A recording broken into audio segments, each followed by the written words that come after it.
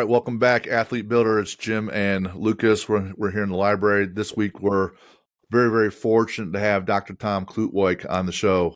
Tom is a knee guy, and I met him years back. My wife has had 2 knee surgeries that were significant, and Tom did both of them.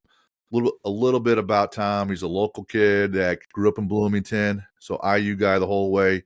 Grew up there, went to IU medical school. Played ball in high school, basketball, football.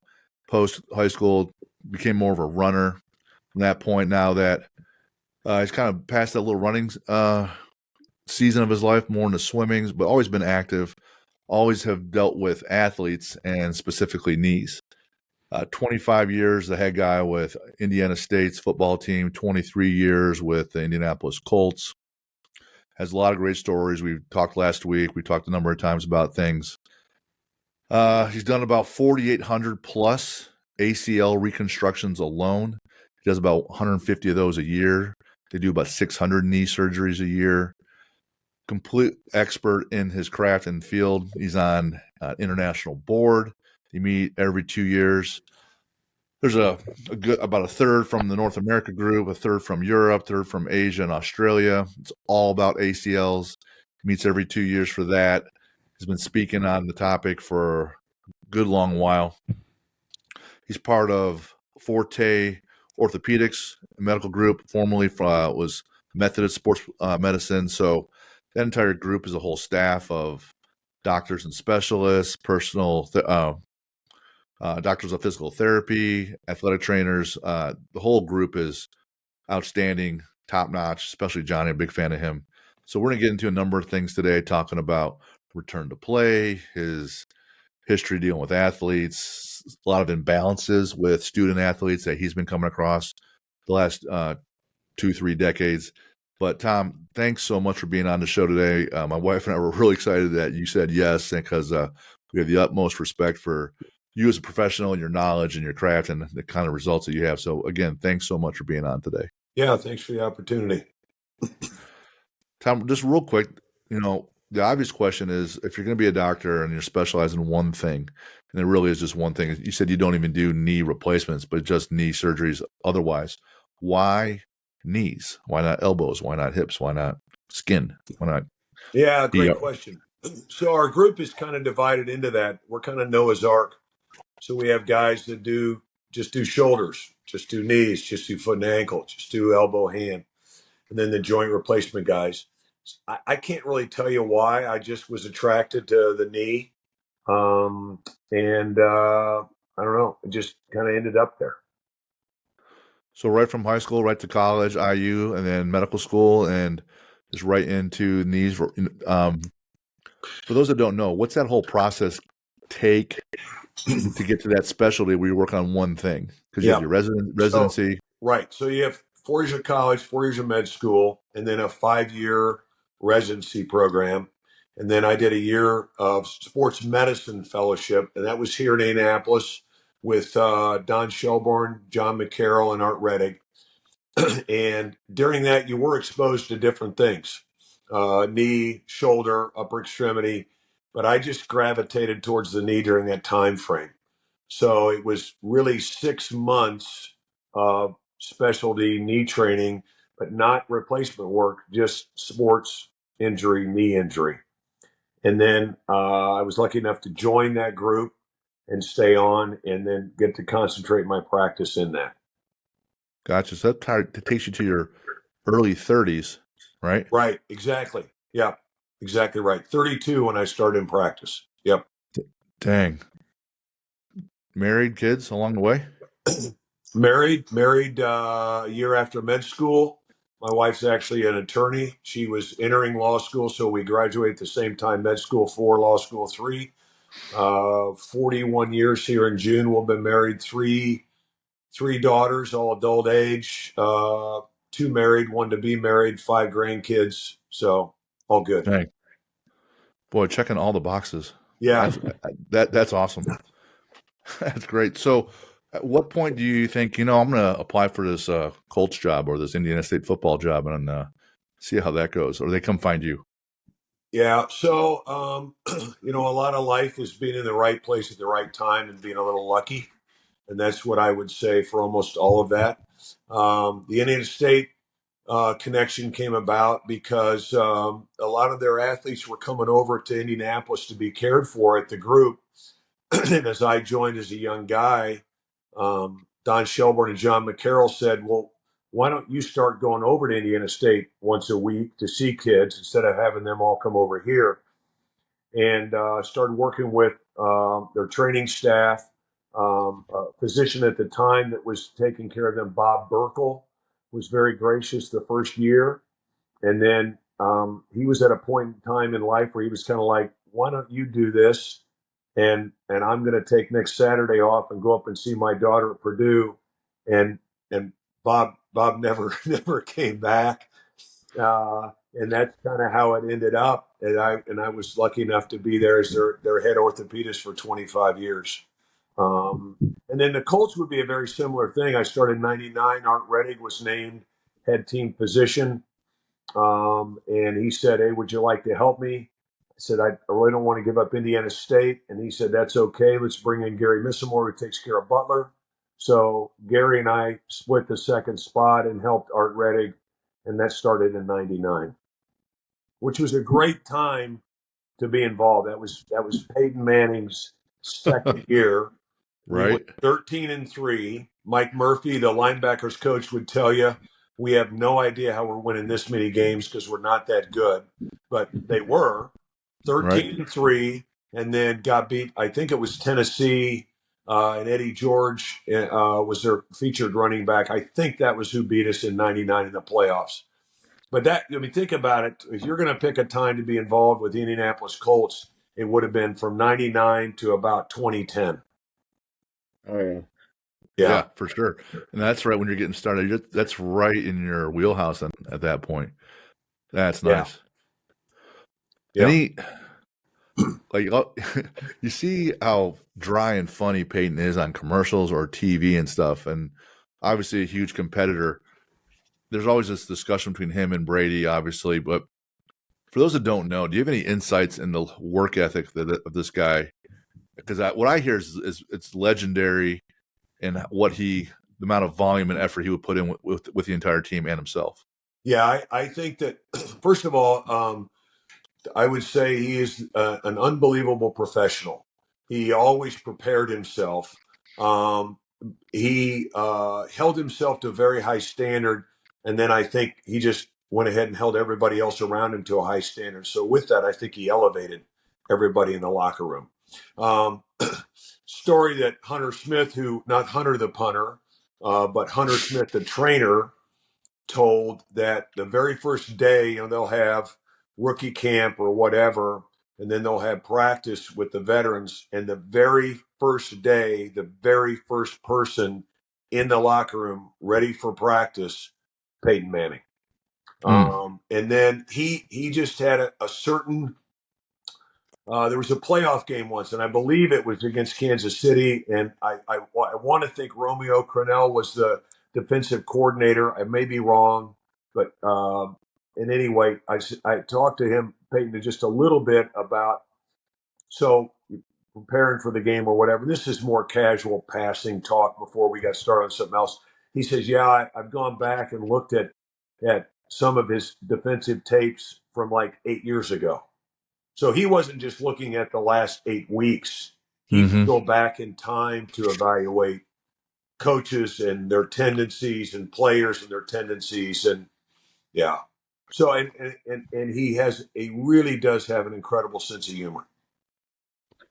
Yeah. So he's looking for trends and insights that he can glean that, hey, this guy has this habit or, like you said, tendency in these situations, or even to the level where you can extrapolate the coach's identity on the defense and offensive coordinators as well. And they say, hey, in this situation, like he just believes in his heart he's going to run the ball, so we have to do this, or he's going to throw, or he's going to be in this formation on defense. Yeah, I would assume that's the case. We didn't. I tried to stay in my lane, right? The medical Right. side.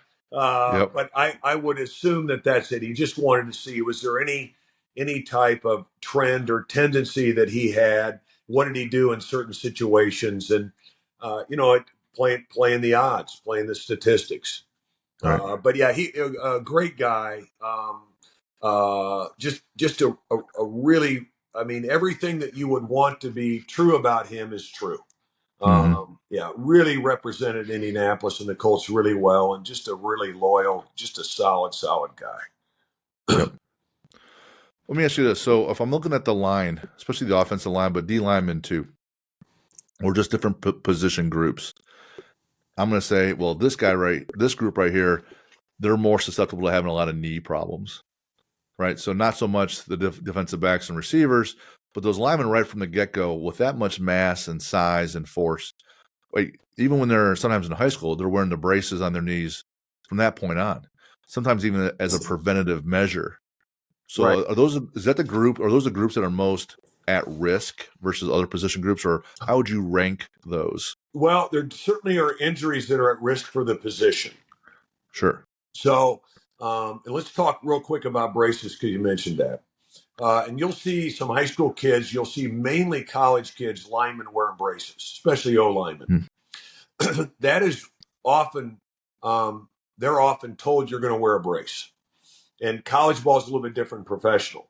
If you'll look at a college game on Saturday night, and let's say it's a Big Ten or an SEC game, so some of these guys are going to be playing on Sunday. They'll almost all have braces on. And then if you look at a game on Sunday, very few of the offensive or defensive linemen will have braces on. So Okay. a lot of the brace data came actually out of Texas that we reviewed, and it's really kind of split, and meaning that there are some articles that would support wearing a brace to prevent a collateral ligament injury, an MCL or a lateral collateral, but most often the MCL. And the MCL is what that offensive lineman's going to be most prone to getting. They're engaged with somebody, they get hit from the side, their foot's planted, and their knee is forced inwardly, which would injure the MCL. So it makes sense. Let's put a brace on them to protect that. About half the studies said, yeah, it did that. About half the studies said, yeah, it did, but we also had an increased incidence of ankle sprains. And Okay. that's the other injury that the offensive lineman is really prone to, is a high ankle sprain. Same thing, they're engaged, they go to rotate away from the load they're getting, their foot gets caught, and they get a forced external rotation of that ankle, which causes a high ankle sprain. So from a professional level, we never felt that we could tell an offensive lineman, you have to wear this brace. The professional athlete has a little bit more leeway in what they're going to wear than the collegiate athlete was. Now, that's not for safety. If there's something they need to wear for safety, they're going to wear it. But if it's their choice of wearing a prophylactic brace or not, they typically professionally won't wear it. But in college, they're really not given a A choice. choice. The coach Gotcha. is going to say, listen, my linemen wear braces. Gotcha. That is what it is. Yeah. Yeah. Having grown up in Cleveland, like, I'm a unfortunate Browns fan. We So had a every nice year year this year. they had a nice year, yeah. And I always say, hey, this year's our year, knowing it's definitely not our year. But any chance you happen to see, just as an aside, this isn't even in my notes, did you happen to see the Nick Chubb injury on his knee when he got hit against the Steelers? He was planted, and his leg, I think, was extended, and the guy came right at the front of his knee and then bent it backwards. I think I saw it live, and then I think that if I remember correctly, they did not. They refused, or they did not refused in the right word. They decided we're not going to show this anymore. It Yeah, was so great. Now I'm sure you could find it somewhere online. I didn't, but sure. right there are some injuries like that that are just yeah. They just look horrific when they happen. Yeah. Yeah. The whole Gale Sayers, right?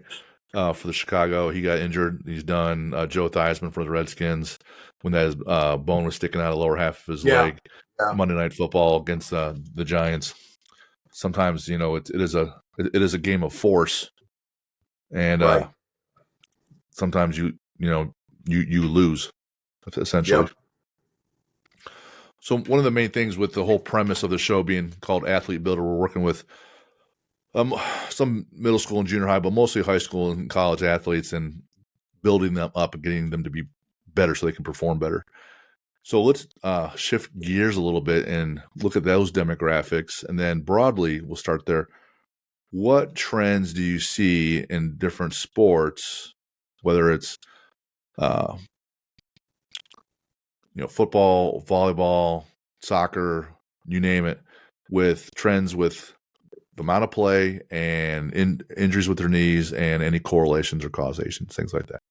Yeah. Okay. So I would say that the biggest difference, I think, over the course of my career, the 30-year career, is that there has seemed to be a emphasis on an athlete, male or female, participating in one sport.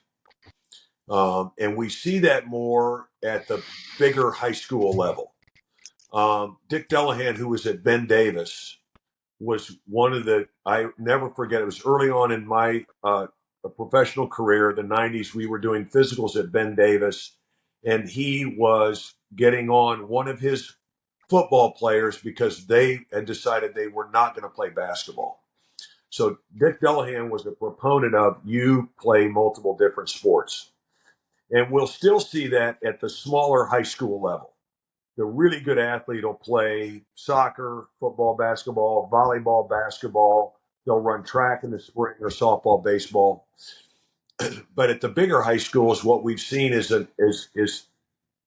it's almost seemed like they get into high school a little bit, and right about that time they pick their sport, whether it's soccer or football or basketball, and then it becomes a year-round activity. So with that, what we see, obviously, as you would suspect, is some overuse, injuries, without a direct correlation, but certainly you can make some indirect correlations.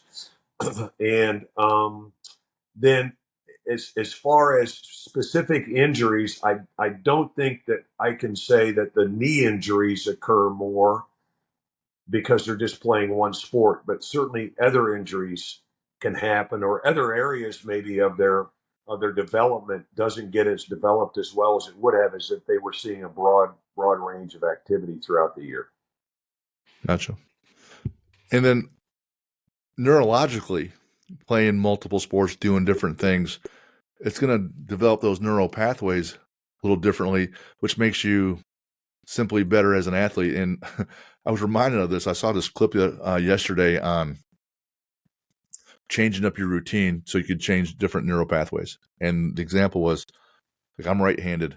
Tonight when you go, or next time you go and brush your teeth, use only your left hand. And I was like, I told Jen this. I'm like, hey, tonight we're gonna brush our teeth with our left hand. And she goes, really? I go, yeah. We're just gonna see how this goes. And I sucked at it. It was absolutely terrible. But I've been using my right hand mostly for almost 50 years. So doing something completely different. So to the point is, when you play a different sport, your brain gets a little smarter at being an athlete, is how I watered down the explanation. You find that to be the case? I'm sorry, that cut out just a bit. You got to hit me with that again. So when people play multiple sports, neurologically, they improve as an athlete as well. I think absolutely, no doubt about it. And I also think that maybe you don't. Maybe you're a soccer athlete, but in the winter you play pickup basketball. Maybe you don't play for the team or something. I think two things out of that. One is, a lot of people listening, or you've had it, your wife, you have a knee procedure, and you see afterwards, a couple weeks, you notice muscle atrophy, and we see that, right? Geez, my quad's smaller. I got on the leg press and I can't press as much, or what. What we also get that we don't see is neural atrophy. The neural system actually atrophies also, and there's Jean-Pierre Maubassar is the head guy at Goodman Campbell, which is a neurosurgical group. and he's had some injuries, and we talked, and we even looked at some things. His son Dylan is going to med school, and looked at a project potentially of looking at neural atrophy with ACL surgery, and it happens. Well, we don't see that, but you can recover from that. But I think you can extrapolate that to different activities. If you don't use something, it goes away. If you use it, it's better developed. I think if you use more, I think having a broad range of workout and being balanced and symmetric is much better than being focused just on one narrow area of strength or one sport. Right, Um, right. and I think it also, there was I don't remember the study. You ever listen to Freakonomics, Yeah, the yeah. podcast Freakonomics? Okay. So they were looking at how it was kind of like the NFL, and how did people get decided to go in the NFL, or what? And they looked at two groups of kids. Some kids were coached in the sport continuously, and another group were given go play pickup ball. And what they Mm-hmm. noted was the kids that played pickup ball actually developed their skill as well. And this isn't against coaches in any way, because there has to be coach and structure. But there's a balance there. They actually developed somewhat better than some of the kids that never got a chance to just go do other things or just play on their own. So Sure, I think to the point of I think what I would like to make is that I think sometimes we get too structured. And sure. sometimes we need to get unstructured to make sure we're balanced, symmetric, and we're working on different things.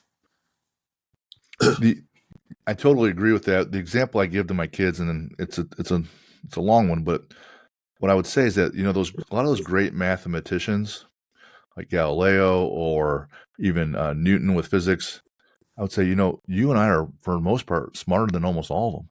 And they're like, "What are you talking about?" And I'm like, well, at first only one guy knew some algebra, then some guy evolved that, right? And someone knew some geometry, but then someone else evolved that too. Then they added trigonometry and calculus and tensors and everything else. So at some point you get pretty smart with everybody else and all the information and data that's out there. And then the creativity kicks in because you have all this knowledge and you sit around and you have some time where you're quiet by yourself and you're like, well, what if I tried it like this?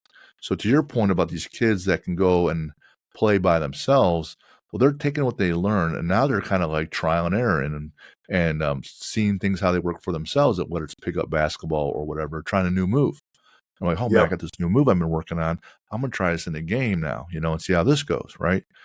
And that's absolutely invaluable for you to differentiate yourself as a person in business or as an athlete. That ability to be creative once you're at that high level of knowledge, right? And that's where that comes in with that free play, if you will. What about males versus females? Talk about that a little bit. Yeah. Susceptibility to knee injuries for student athletes, and the what fors and whys. Sure. Yeah. So if we talk about ACL injuries, the marquee injury of sports medicine, um, female versus male, matched for sport and hours at risk. So let's say we're both playing Division I soccer. We're both practicing the same number of hours a week. We're both playing the same number of games, etc. Female's going to tear her ACL 3 times more often than the male. Ooh. You're right, and there are a couple. There's a lot of proposed theories. There's a couple of things that we do know for sure. One is that the female ACL overall matched size for versus a male. Let's say you have a 5'8", 150-pound female athlete, 5'8", 150-pound male athlete, and you look at their knees. The female, on average, is going to have a smaller ACL than the male.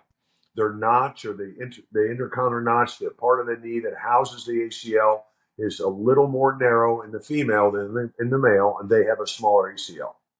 So that's number one. And Don Shelbourne did a great study. I got to help him with that, but a great study looking at that and showing that. So that's number one.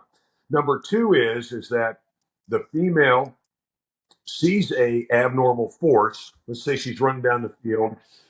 she slips in a dip or steps in a little dip in the field, not expecting an abnormal force, and there's a force of rotation on her knee. So her muscles will react to fire to protect that rotation. The male does the same thing. They both see that abnormal force at the same time. The male will fire his muscles up to full force in a much shorter time frame than the female will. So the female's knee is at a longer time of risk for further deformation or further injury because the muscles don't fire as fast. Not that she's not seeing the force, not that there's something wrong with her, it's just a fact. Ed Voitis from University of Michigan is the one that showed that. There's a difference in the firing. So if you have a smaller ACL, smaller rope, and it becomes exposed to load for a longer time frame, it's going to be more likely to be injured or tear. Mm. Yeah. Gotcha. Then, real quick, then the Q angle, the hips, that impact that as well. You want to talk about that real quick? Yeah, it certainly can. So you can. I'm trying to remember his name. Ty Hopkins, I think, is the guy who did this study. He did it over at University or at Illinois State, and they took freshman volleyball high school athletes and college volleyball athletes, both females, and they dropped them, let's say, from an 18-inch box onto a load plate, and then they videoed how they landed.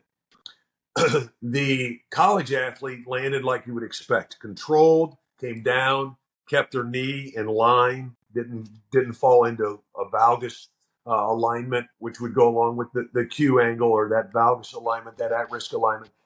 And the energy that they put onto the force plate was pretty controlled. The high school player, the exact opposite. Higher impact force and much more tendency to collapse into a valgus alignment, which is felt to be a risk for an ACL injury.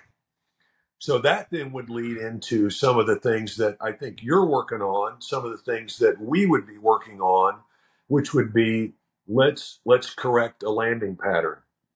Let's get to where balanced and symmetric and in control so that we can minimize that happening. We can't prevent it, but we certainly can minimize that load. And then maybe that translates into, well, I didn't get injured. Sure. You know, you see a lot of coaches, and I've been guilty of this in the past, where you're doing plenty of jumps where you're pushing off the ground and exerting force, but I would neglect the landings where you might start from a 12-inch or an 18 or a 22-inch box and just land in an athletic position.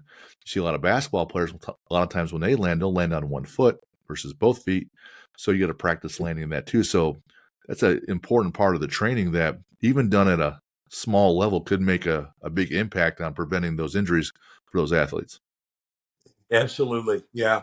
And if you wanted to, I mean, that gets into kind of a return to play and a return to play assessment where I think that over the last, I would say 5, 7, 10 years, we're better at trying to be, do more of an assessment, be more objective into does the players had an injury, let's say had surgery, recovered, strength is back, but are their mechanics of play, their mechanics of landing and jumping back? So that would be an emphasis of a return to play criteria that we're trying to implement in a more broad manner if we can. But that would be a pretty big difference over the last 7 to 10 years, I think.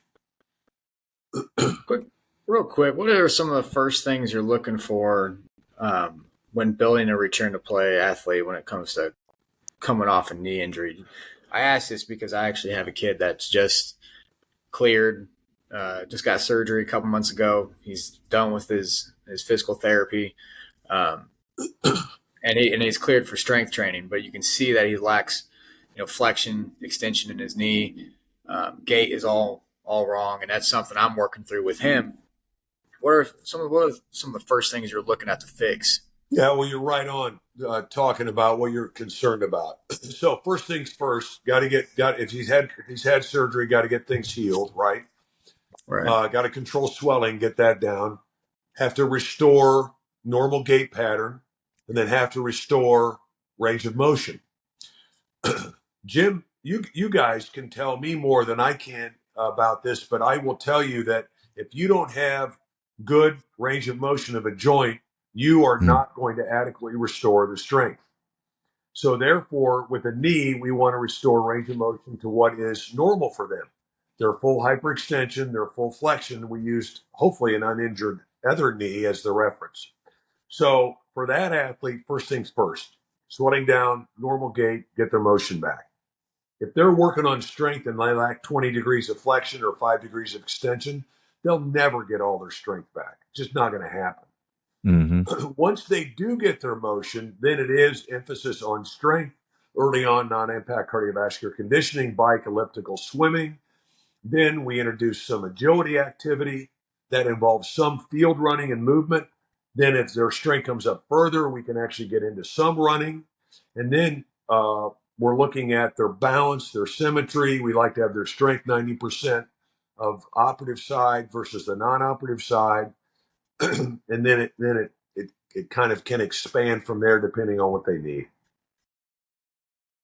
Perfect. Okay. Yeah. So I feel like I feel a little bit more confident after that answer. I appreciate that. Thank you. It's also hard, there's two things. One, I would think a lot of those athletes, especially at the higher level, they're really itching to get back in the game, right? Put me back on the field now. And at the pros, like I can tell you, like with Jack playing at Ball State at linebacker, there's practices where he's been like, yeah, I don't feel good. I go, yeah, well, I think I got a fever.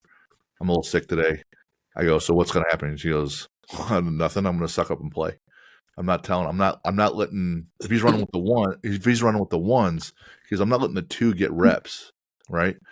And that's just Ball State. So now you got someone that playing for the Colts, and there's those $1 million contracts, and they're like, yeah, I don't want this guy behind me to get more reps.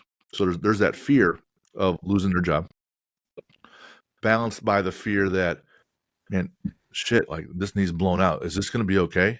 Or is this one even stronger as my good knee now my weak knee? Like, what could go wrong again? Because they have this fear of getting hurt again and being set back again, right? So talk about the psyche and the mental vicious battles they have to go through just to get back in the game. Right. I mean, a lot of people think, hey, it's super glamorous being a professional athlete. It is hard. And, you talked about your son listen, I'm not going to tell him I don't feel well today. Yeah. That was the early problem, although I didn't deal with it on a personal or individual basis because we had our primary care physicians taking care of that, and the neurosurgery staff. But that was the problem with early concussions, right? I got my bell, but I'm not telling anybody. They're going to pull me out of the game. This is a contract year for me.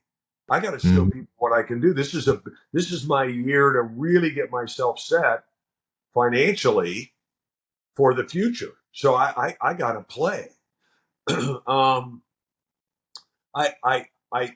There's still some of that, but I do think in my time from 99 until 2 years ago, 22, when I stepped away, I do think it got better. I think that definitely the concussion reporting did because people realize you don't want to mess around with that. And then the second thing would be is that I think that that from a medical staff, athletic training medical staff, what we tried to earn the players' confidence so that they trust you to the point where they know that you have their back, you have their best interest in mind. And that's a balance of a team position, right? Your obligation, number one, is to that player and their health. Number two comes to the team. So a lot of people think, oh, well, you're just going to put them back out there because it's better for them. Absolutely not. You do that and you just destroyed your trust in the locker room. Nobody's going to trust you anymore. But what we would try and do is obviously explain the injury to them, earn their trust, and then when they could play with something safely, you can try and play with this. You have to go prove on the practice field that you can do it. And we'll monitor you, but you can play. Or, no, you can't play with this. This is not smart. Not smart for the short term or you for the long term. And if you approach it that way, in the end, I think that you do earn their trust. And I do think they understand in the end. And anyway, I kind of got off on a tangent there. I'm not sure exactly what the That's all original right. question was. But it kind of brought up a good point for something that I've been kind of thinking about. As you've seen in the past couple of years in football, less head injuries, trying to get the head out of the Right. trying to get that part out of the game. But now I think you're seeing a lot more lower body injuries, and a lot of that is because of the tackling and how the tackling is structured now. But there's a question that's always being thrown around if you're paying attention to what people are arguing about on social media and Twitter and stuff, and it's the turf versus grass argument. And from my, I was talking to Jim about this earlier, and I don't feel like turf is as bad as what people believe it is. And I don't believe grass is as bad as what people believe it is. I think they're just about as bad as one another. So I was just curious about what your thoughts are on that. You're right on. So in the NFL, they do an incredible amount of statistical collection analysis, right? So if you follow that sport, New England got in some trouble a few years ago because they supposedly weren't reporting injuries, right? Or they inflated the balls wrong. Yeah. So in any event, and then what you remember is that Belichick just said, okay, everybody is either questionable or he put everybody on the same status. Like they're probable, they're questionable, they're doubtful, they're out. So he put everybody on this anyway. So they really do a good job at collecting data. And what you're exactly right. The turf, the latest data that I saw said that the turf does have some increase in some minor injuries, not injuries that necessarily would keep you out from playing or into season, like a burn, like when maybe Jim and I first went on AstroTurf, it was basically like burlap green hard carpet with 1 inch over with a half an inch or a quarter inch pad over asphalt. Yeah. And you people used to get incredible burns with that because it was bad strawberries, etc. So the turf is better than that now, but there'll still be some of that. But there is no proof that like field turf that is very common now at the high school, collegiate, professional level has a higher incidence of significant knee injury than the grass does. You just the statistics have, and when field turf first came out, there was a little bit of a tendency towards, ooh, maybe this is the case, and it has not panned out. I remember reading, I can't remember where I saw it or what study it was, but it took every team in the NFL and looked at all of their knee injuries specifically, and they like you just said, they couldn't find any difference between people injuries that were happening on grass or turf. Right. It was really split down the middle, and what you saw was it wasn't a lot of the big time players that are, maybe they're not getting as many reps in a practice because they got to play on Saturday or whatever it is, but they're seeing a lot of practice players getting injured, a lot of third string kind of guys, that stuff. And it was happening on turf. It was happening on practice field because every team has a grass field. They have a turf field. And it was just kind of happened sporadic. Like, I don't think there was any kind of evidence when or how it was happening. It was just, no. I think it's just an injury that happens. It is. I don't know. It is right. I think you're exactly right. It is an injury that happens. I'd say the one thing that definitely was seasonal would be hamstring injuries in training camp. Hamstring injuries in training camp. It's just such a spike, and then it goes away. Yeah. It doesn't go away all the way, but it goes down. Especially, just with my history, my past jobs I've had in college is whenever those training camps start, I don't think there's really any amount of training that you can do up to camp that prepares you for the kind of demand that you're going to go through the entire time of Right. camp, just because it's so ramped up with all kinds of other external factors, adrenaline, camp starting, the season's getting started. And quite honestly, if you're not prepared for that, you're definitely going to have injuries. But I think that there's, in my opinion, there's ways of starting camp to avoid that, but that's kind of a different conversation. I had a question about that, and then I just non-intelligent theory, armchair quarterback theory. When you're not in camp, like Lucas just said, you're not going to be at that high level of intensity because you're saving your body, and then you go from 0 to 100 in camp. So that high level of sprinting can be a lot more taxing on your hamstring as the rest of your body. And then you add an impact. So you go from no impact, not sprinting as hard as you can, probably that, in the off season that much, and then you add it in there, and then you have a preseason game, and then it's people trying to make the squad. So higher intensity, higher level of risk. When you have someone that hasn't been playing, like in the summer, or you have like a backup quarterback, it seems like whenever the QB1 goes down, QB2 goes down pretty soon after. It seems like they haven't been playing like QB1, so they're not playing at that speed. They don't see all those reps. They're not going to be as quick to assess things. And so they'll probably hold that ball a little bit longer, and then they get wrecked because someone's going to hit them super hard, right? Because they're just not at that level of intensity. It's hard to go from the level that you're at to game day level, right? Is there any type of thought behind that too? Like, hey, Jim, you're not a complete idiot, or just stick to watching the Browns and shut up, because you don't know what you're talking about.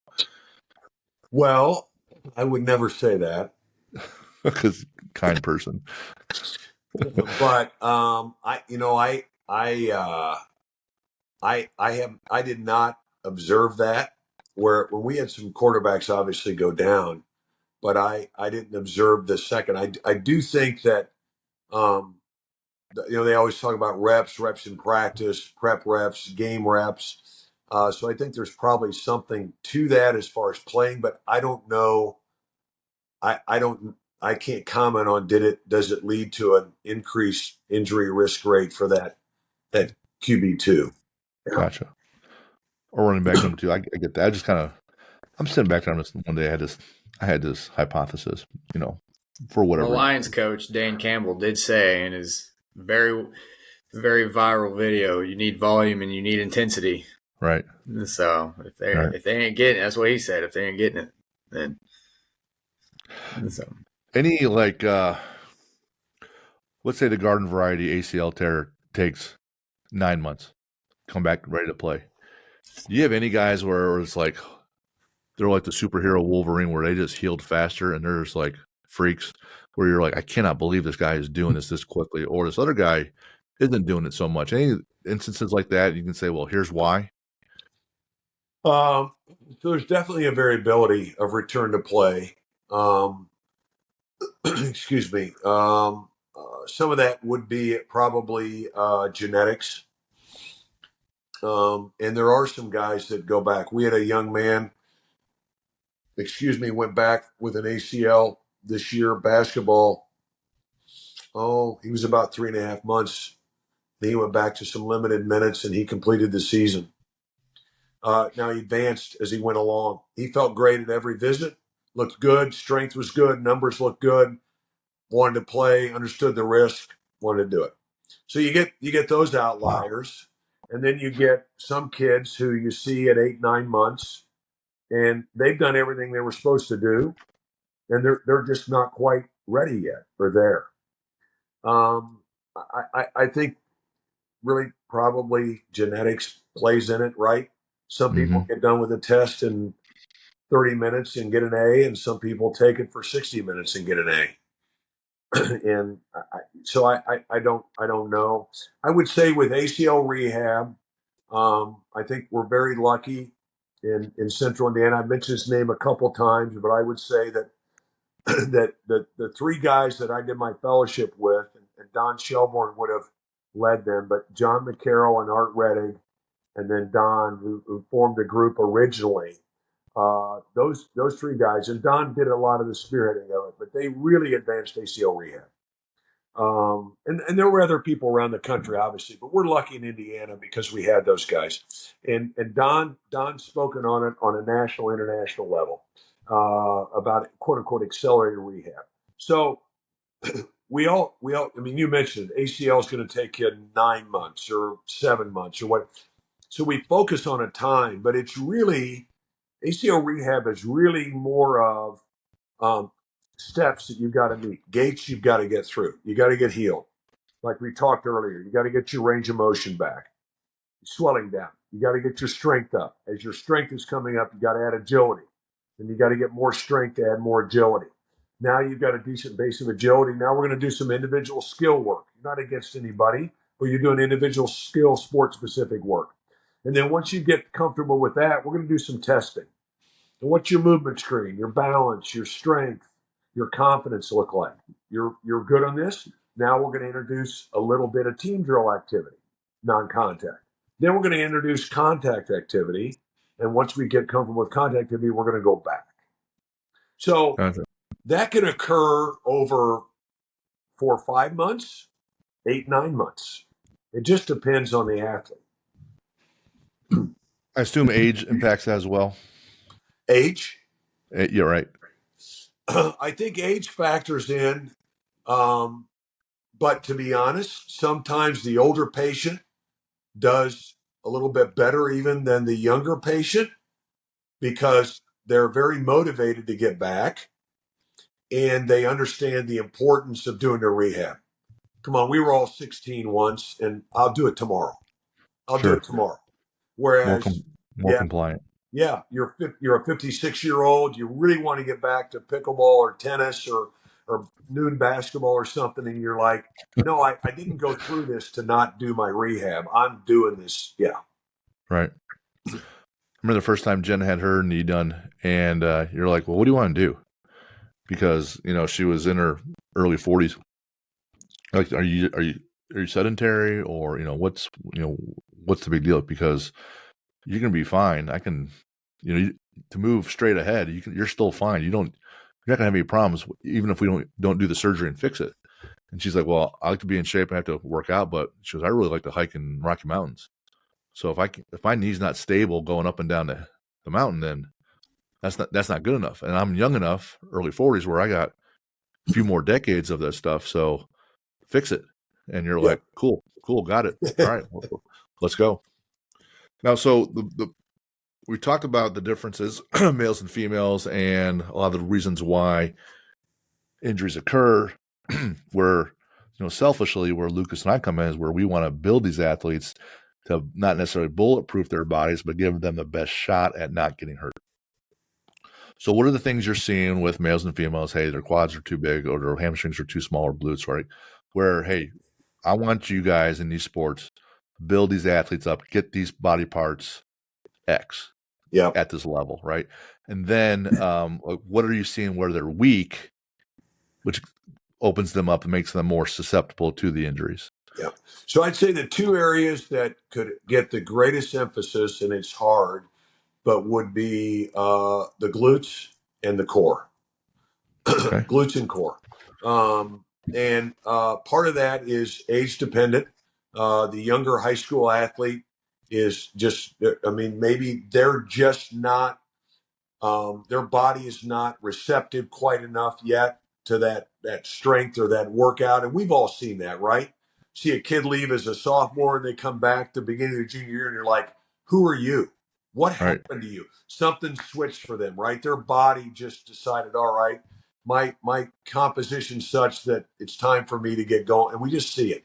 So I think that's it. That's one part of it. But I think the biggest thing we see would be persistent glute weakness, and then lack of good core control. Gotcha. And that core control, I tell a lot of folks, we want your core mostly, stable under duress while your appendages are moving. So not a lot of extension and flexion with sit-ups, but keeping your core braced under load, because a lot of times you'll see linemen, their arms are pushed out here, right? Oh, they're shuffling. People are getting hit a different side. They're not getting in that sit-up position, and they can't do a sit-up. They have to be able to brace and hold themselves under force. And so we try to build them that way so they can handle impact. Right. Is that what you're talking about? Yeah, basically the ability, I guess, stability, like Stability, right? core stability. Be stable in your core so that if you get a little off balance, you don't necessarily fall down. You've got good stability and you know, we see that in the gifted athlete, that they just have a really good core control, and it shows on the field. And yeah, so this isn't just for them to, like, I mean, yes, I think it could I think being balanced symmetric can help decrease your risk of an injury, so we ought to strive for it. But to be honest, when you're 16 or 17, you often don't think you're going to get injured anyway, right? Right. And most of us don't, unless it's happened to us, we don't have a fear of it. But it's going to make them a better athlete. It's going to make them perform better. So it's a bonus for them. Decrease Sure. my risk of injury, and oh, by the way, I'm better because of it. Like there's the volleyball player that jumps and lands and they contort their body in this striking position or blocking. Same thing with basketball, going up for dunks or rebounds, and they get their legs taken out. So they're having to contort their body, and it's their core that's making them move in the air, because there's not against a force against the ground they could apply and turn their body. They have to use their core. So when they come down, they want to come down in that athletic position to minimize that pain from the impact, right? So that's what you're talking about with the stability, to be able to handle that kind of duress. Right. And just what you said too, let's think of a basketball, and it's basketball time right now. And so we think about getting positioned for a rebound and having somebody equal or bigger than you pushing. Mm-hmm. If you have a good solid core, you're going to maintain your position. A good base, you're going to maintain your position. So, you know, you think about lifting, you think about, oh, my arms and my chest and my quad and my hamstrings, but don't forget the glutes and the core. And then in the injured athlete, as they recover from knee surgery, we all focus on our quad because we see it atrophy. But we Mm-hmm. forget we can forget our glute and core, and that if we could, if we can emphasize the strengthening of that along with those other things, I think it does decrease risk of injury, improves performance, and certainly in our recovery, it's better for them. You know, come April when they have the draft and the Colts get their guys and they get, you know, flown to Indianapolis. Like how soon do you guys get your hands on them, running them through functional movement screens and doing an assessment, saying, all right, this is where this guy is having, this guy's great, this guy's not great? Or do you guys already do that before the draft? Like how's that work, or how intense is that piece?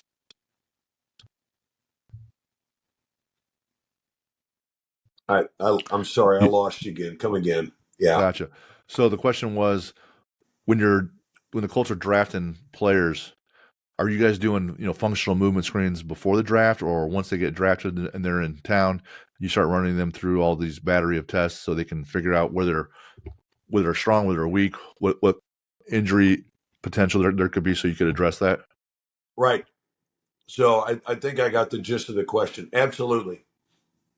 So all the draft picks, when they go through the combine, are looked at from a medical history standpoint. What injuries did they have? Did they recover? What's the current status? What's the risk of being injured again? Okay. Then when they come in, they definitely go through an assessment, functional movement screen, and they're looked at. Do they have a lot of like hip tightness? Do they have a history of hernia sports hernia problems or hip problems? And all those things are then, a plan has come up. Aaron Burrill's the head therapist. Kyle Davis and Dave Hammer do the head training stuff. They're coming up with a plan of, okay, this is what we're going to do for Lucas. This is what he needs. This is what's wrong. This is what he can do better. Lucas, here's your workout plan. It's in conjunction with the weight room staff, but we're going to monitor you in the training room, and this is how we're going to try and minimize you having problems from where you've had problems before. and we're going to try and head off some of these things that are potential problems because of your anatomy. Gotcha. And do you use the traditional FMS screening? Yeah. The ASLR, inline lunge, stuff like that? Yep. So an FMS, and then I don't know if they're doing anything different now, but the movement screen was really important. And then there was I think they were using some force plate stuff, but to be honest, Lucas, I'm not sure about that. And Jim and I talked a little bit before about the monitoring of their practice data, their their distance at speed, their heart rate, all those kind of things. Because I think I always think it's interesting because if the Colts are still using the traditional FMS screening, it must still work, right? Do you remember John Tureen? Do you remember John? Or say, so John was the strength conditioning coach when I first got there. Rich Howell is still there, but it was John and Rich. And John was a big FMS guy. And he could show you that if you had a injured player and they had an FMS of 13 or below, and they went out and played, they had a significantly increase, and I don't remember the percentage it was, but they had a significantly increased risk of having an injury. Now, it may have been a re-injury of what they had. It may have been they had a high ankle sprain and now they pulled a hamstring. And, Jim and I talked about the elite athletes are elite copers, right? So these guys are so good that they can sometimes cover up in deficiencies that there's no way the average person could do, but they can because they're just so gifted. So John really brought in the movement screen, to my knowledge, and Aaron Burrell brought in the movement screen, the use of that for cleaning up, balance, symmetry. And those guys would go through that, I think, a couple times a year. I think that's very interesting because I see a lot of I see a lot of strength coaches kind of say that FMS is outdated, and I couldn't tell whether or not it's right or wrong, but if it's still working and they can predict that kind of stuff, and I think what they're getting at is that if you're not using force plates and you're not using all this technology, then you're not getting accurate reads on guys. But if they've been doing it 20 years ago, and you can look at a guy with the score of 13 below, and you can tell whether or not he's going to get injured or not, it still has to work. Right. We use it in the office all the time. We may use it on somebody who, let's say, has a patellofemoral problem, a kneecap problem. We may use the functional movement screen just to objectify for them that, okay, yeah, you're feeling pain just at your knee, but guess what? Your glute's really weak and your core is not good. And your range of motion is not good. So they go down, and it's often on it would be a me or a middle-aged person or maybe even a 35-year-old. And what they find out is, holy cow, I can't do just that simple movement. It objectifies it for them and then brings to light, okay, I need to rehab my knee, but these other things play a part in that too. Yep. Perfect. The numbers don't tell the whole story, but they don't lie either. And I like the Bill Parcells, you are what the scoreboard says you are. Yeah. And if the scoreboard says that, you're at 12, well, the scoreboard says you're probably going to get hurt. And that's the elite copers. What's an example you came across where I cannot believe this guy is handling this much discomfort and pain, he's still going, maybe they just have higher pain thresholds or they just don't care. But at some point, it's more than that North Dallas 40 movie where they're just getting injections in the knees, right? These people are really having to cope. Right. And yeah, so not getting into any particulars, but I would say Dwight Freeney was one of those guys that you had better have a very good objective reason to keep Dwight off the field. And he incredibly smart guy, really, really smart guy. And he would look at every possible angle, every reasonable and maybe sometimes not illegal in any way, shape, or form, but borderline like, Dwight, we're not really sure that's going to help, but it's not going to hurt me. And I'll do all these other things. So he would do anything he could to be and stay on the field. He was an elite coper. He would have stuff wrong and he would get it rehabbed and work on it through the week and do everything he could every waking minute to get back on the field and play on Sunday. Unbelievable. I mean, just an unbelievable. And his pain threshold was ridiculously high. Just anyway, he made it easy to take care of because he was not a complainer and he would do anything he possibly could within reason, all legal, to get on the field. He would be an elite coper. Like he would go with stuff and you'd be going, there's no way. I don't think he can go this week. And there he is getting 2 sacks on a Sunday afternoon. He's just elected Hall of Fame, right? Yeah, exactly. Yeah. So, Tim Grover has these different ways of categorizing athletes, and I do too. And then there's, for me, the low threshold is called the pretenders, those people that aren't really going anywhere. Then there's the college, and then there's the pro athlete. And at the end, I would say that the micro percentage is what I call the statue. And like, what's that mean? Well, they only put so many busts in Canton of people's faces. And with all those under 400 busts or 500 busts total in Canton, there's only one statue out front in front of the whole building, and that's Jim Thorpe.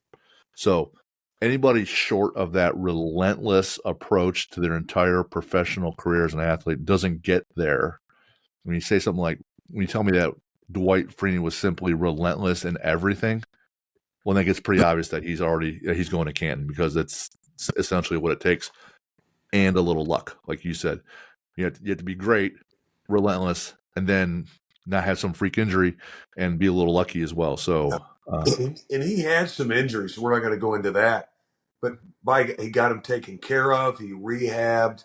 He just anyway. He was, and then that, like, we went back to the thing, and that was just a really great time, a great opportunity. Bill and Chris Polian and Tom Telesco at the time.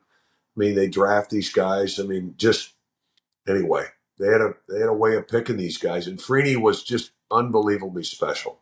Yeah, that's awesome. How about you, a runner?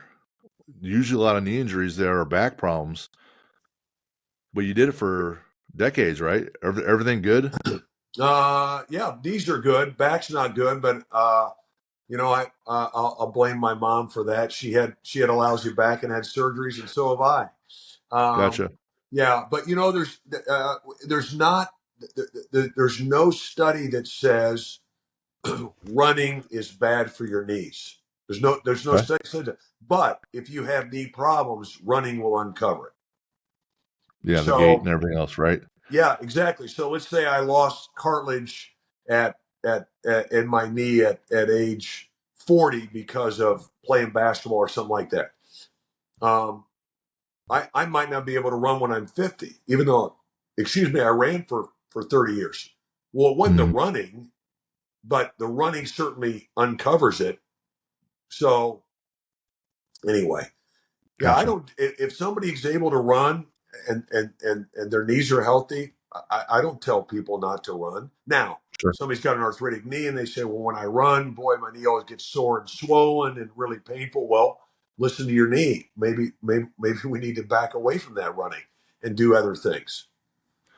Do you get pushback from athletes, like like the non-pro and college athletes, when you say, hey, you really need to strengthen your glutes and your core and everything else around your body, not just being a cardio junkie? You need to actually build some muscle through resistance training. You get much pushback from the general public from that, or no? I maybe a little bit, but it might be more in non-compliance than actually somebody saying, Doc, I don't believe what you're telling me. And then the other thing I would say is that, the good and the bad of the internet, right? There's a lot of stuff out there, and you know it. There's some stuff out there for what you guys are doing. It's like, oh, no. And then there's a lot of good stuff, right? So I think if we look at we'll call him the recreational athlete, and let's go to somebody who is 40 and above. I think there's a lot of good information, and it's becoming more evident that, okay, guess what? You got to eat right, you got to stretch, you got to stay strong, and you got to be in cardiovascular condition of reasonable, all those things together in balance. So I think most people understand that, and then the athlete that's really doing something that wants to play. I want to keep playing soccer. I want to keep playing pickleball. I play basketball 3 times a week. I want to keep doing it. They're usually pretty motivated to maintain their strength and recover. Awesome. So, real quick, I know this is. Are you familiar with knees over toes guy? I am a little bit, yeah. I'm just curious about what are your thoughts on that? That's a good Well, question. I have a lot of patients talk to me about it.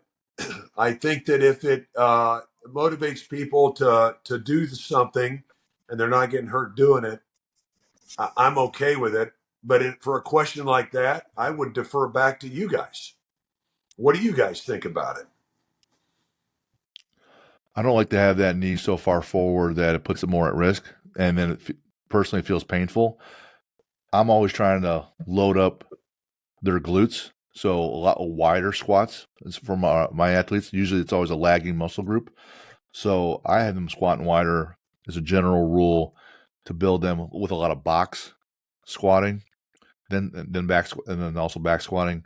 I still need our athletes to front squat and build their quads for that initial burst when they're sprinting, and also I can't neglect that. But I don't see a lot of bang for the buck, and since their glutes and their posterior are so lagging their front side, their anterior, so I don't have them do it that much. Yeah, I don't like it. I kind of think, if I don't know exactly what he's done, I haven't looked super into detail about what he's done, but I think whatever he has done to be able to allow him to move and function that way, I think that would be beneficial for a lot of athletes and a lot of people. I don't think he's probably going to be the most forceful athlete, when it comes to what your typical athlete needs. I don't think what he does would necessarily benefit all my athletes that I deal with every day. I think there's a lot of components to it that would help an athlete be more malleable and more, more injury resistant. So I just don't know a whole lot about what exactly he goes into, but I'll tell you right now, I would love to be able to bend my knees like that and move, because that's my biggest issue is my knees. So, so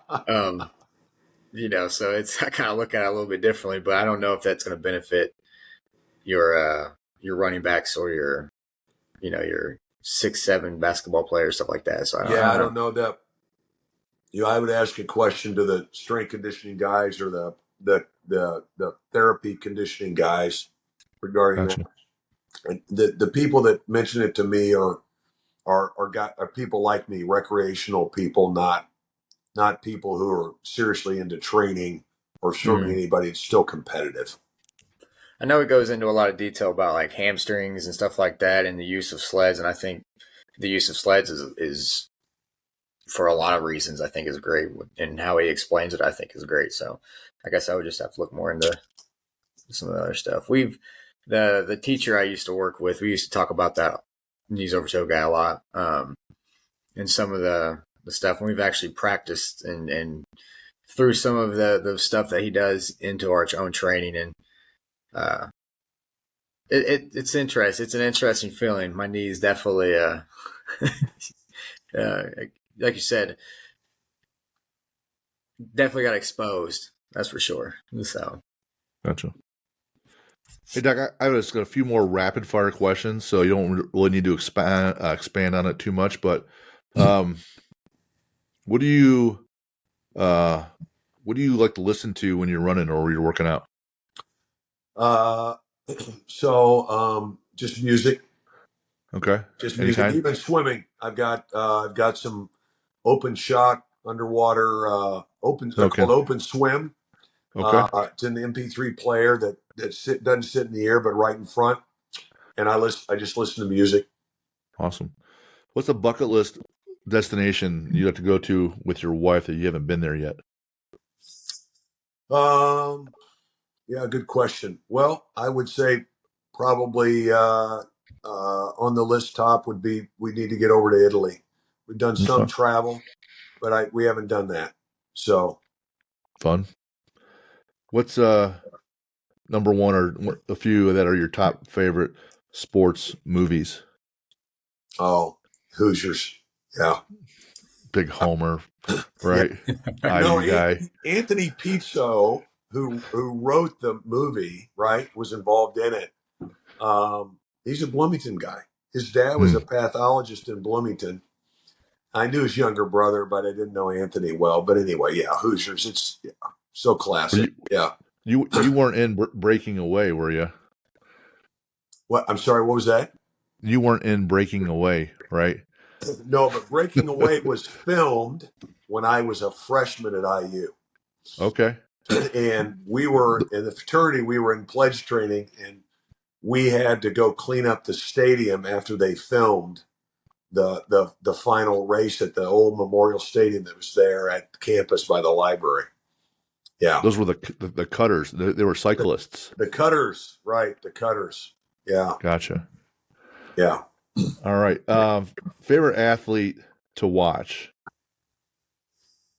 Oh boy, I don't know that I have a favorite athlete to watch. That's kind of a cop out, but I really don't think I do. I don't think I could pick just one. Is there a favorite sport you like to watch? Favorite sport to watch? Really, again, I'd split it. It's either football or basketball, and it kind of depends on which one's on Sure. or which one I got a ticket to go watch. Yeah. Um, one or two favorite books? You still there? Yeah, I'm here. I'm sorry, I cut out there after. One or two favorite books? Um. Well, uh, man, I'm not very good at this stuff. I would say there was a book that I read called The Nightingale. Okay. You ever read it? No, but I'm writing it down. My wife and I are readers, so It's a World War II story, oh boy, she'll love that. fiction, Okay, based historical on fiction. occupation of France during the early 40s and how it affected a family and how the two daughters dealt with it differently, but both dealt with it. Phenomenal. And then the other book that I really enjoyed that was it was called A Gentleman in Moscow. They just came out with them. They're coming out with a miniseries on Paramount Plus, I think. I'm writing it down. A Gentleman in Moscow. Awesome. Any book or movie or story? Do you have a favorite like hero and villain? Uh, not really. You know, my one youngest daughter watched all the Marvel films early on and stuff like that.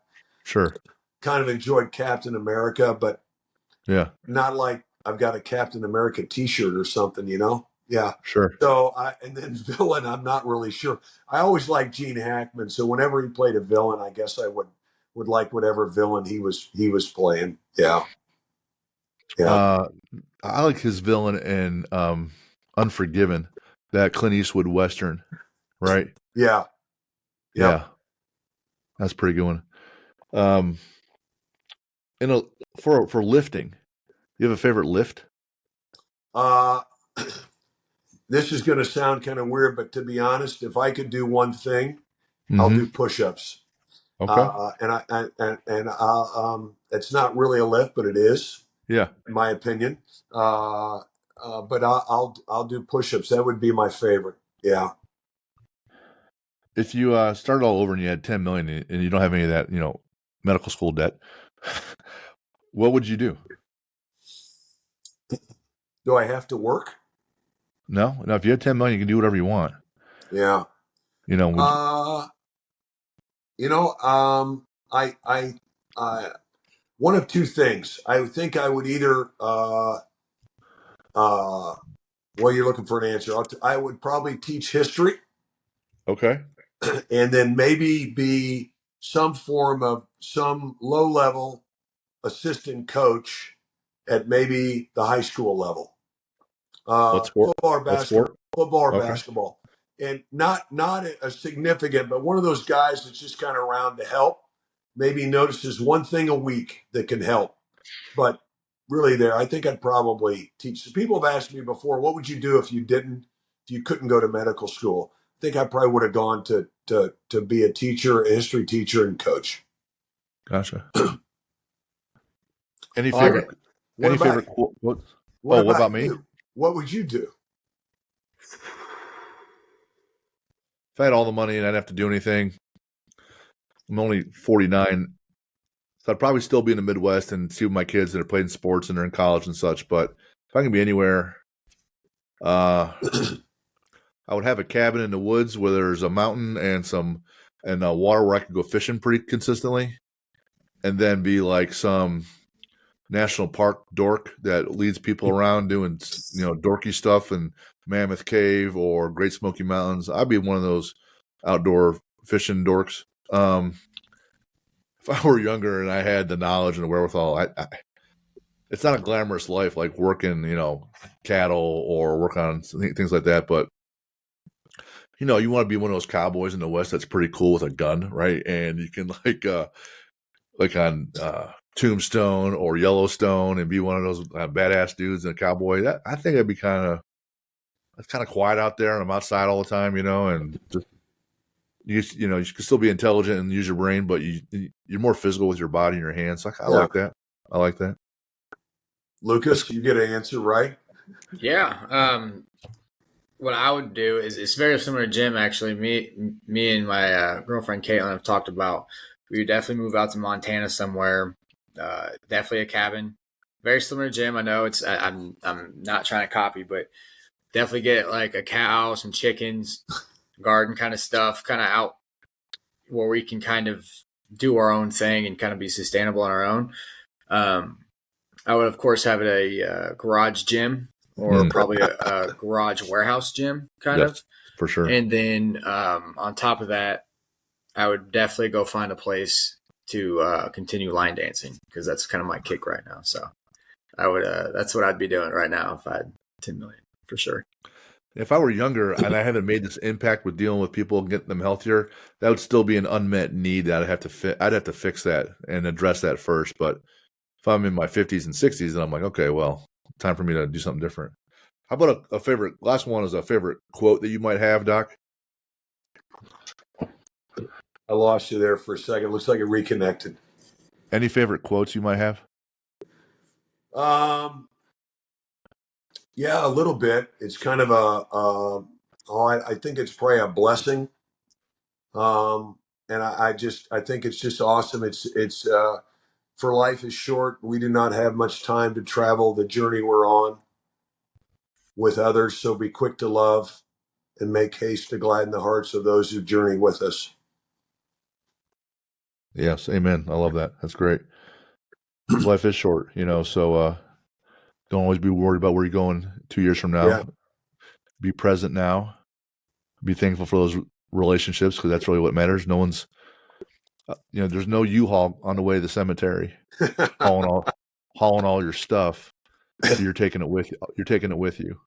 Yep. Right. That's it. Right. There's a famous quote about Rockefeller. I don't know if it's true or not, but it's a great story. So John D. Rockefeller, Standard Oil, richest man, and they had his estate press conference or something, and one of the reporters asked the attorney who was talking, how much did Mr. Rockefeller leave? And the attorney says, Mr. Rockefeller left all of it. Yeah. Yeah, he left it all. You're not taking anything with you. Yeah. That's right. Yep.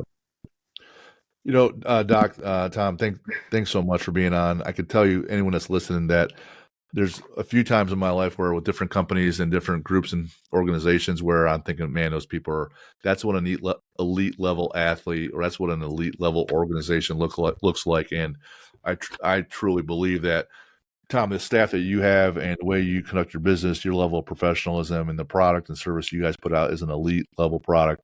And we are, blessed to have worked with you and very thankful and grateful for it, and very grateful for you taking the time to be on today. Thank you so much. Oh, thanks for the opportunity. Enjoyed it. Thank you. And then looking forward to having you in June when we host the Athlete Builder Summit. So we'll get back to you with that. But real quick, last one, where can we find you? I mean, where do I work? Yeah, so just again, you work at work at Forte Sports Medicine Orthopedics.